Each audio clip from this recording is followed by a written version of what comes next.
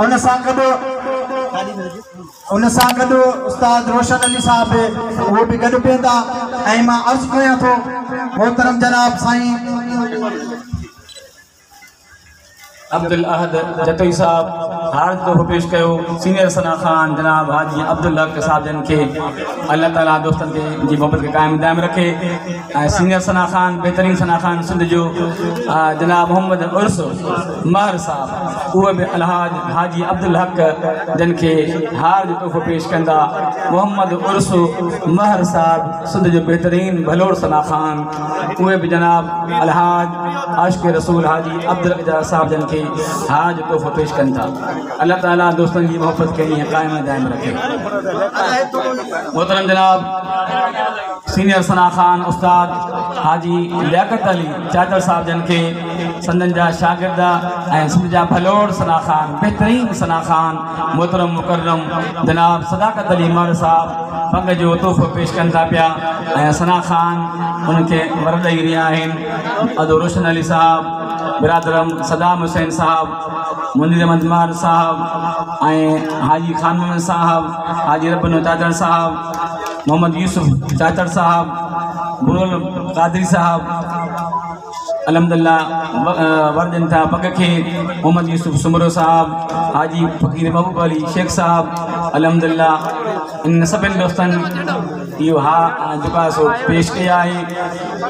हाणे सिलसिलो आहे वरी हारनि जो शाइर अहले सुन्नत जनाब मोहम्मद बच्चल समेंजो साहब जनाब हाजी अली अनवर चाचर साहब हाजी खान मोहम्मद चाचर साहब ये सभी हार जो तोहफ़ा पेश कर रहे हैं। जनाब उस्ताद लियाकत अली चाचर साहब के हार जो तोहफ़ा मोहतरम बिरादरम रोशन अली महर साहब बिरादरम जनाब हाजी मोहम्मद अली खान चाचर साहब उन्हनि जो हार साईं के पेश कयो। एजाज अली शेख साहब फ़कीर महबूब अली साहब जादो उन भी हार पेश कयो। गुलजार अहमद इंदर साहब हार तोहफ़ो पेश कयो। नवाब अली चाचर साहब हार तोहफ़ो पेश कयो।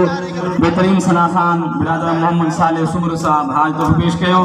हाजी रबनो चाचर साहब हार तोहफ़ो पेश कयो ऐं शमसदीन सुंदरानी साहब हार तोहफ़ो पेश कयो। अल्लाह ताला दोस्तनि जी मोहब्बत के कायम दायम रखे।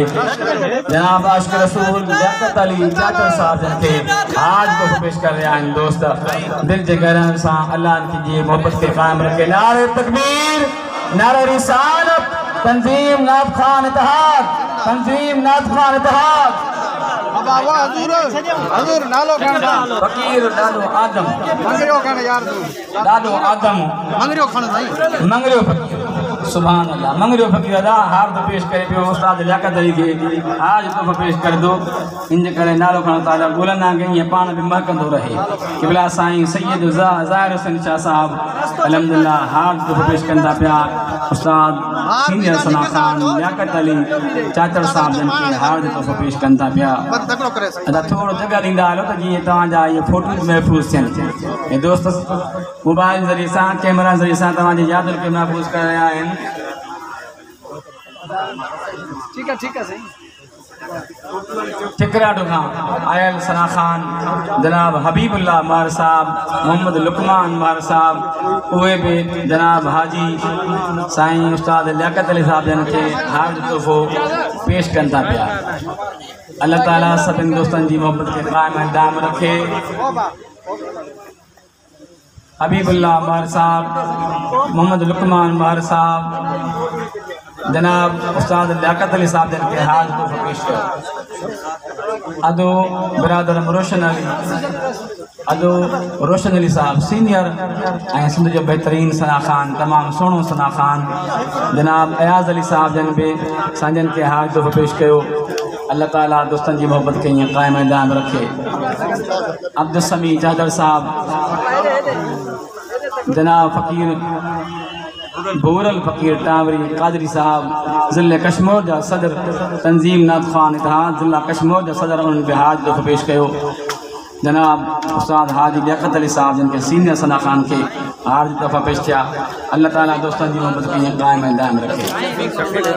शफ़ीक अहमद महर साहब हार तोहफ़ो पेश कयो। जनाब उस्ताद लियाकत अली फ़कीर अब्दुल मजीद कादरी साहब जनाब उस्ताद लियाकत अली के हार तोहफ़ो पेश कयो। अल्लाह ताला सब हिंदुस्तान जी मोहब्बत के यहाँ कायम है दाम अल्हम्दुलिल्लाह यो सिलसिलो हाणे हींअर सिलसिले खे अॻियां वधायूं था असांजा बेहतरीन सना खान सिंध जा माया नाज़ सना खान अदो रोशन अली मार साहब अजरक जो तोहफ़ो पेश कंदा सीनियर सना खान आशिक़ रसूल अलहाज हाजी अब्दुल हक साहब जन जी ख़िदमत में रोशन अली महर साहब अजरक जो तोहफ़ो पेश कंदा जनाब हाजी अब्दुल हक साहब जन के हींअर सिलसिले खे अॻियां वधाईंदे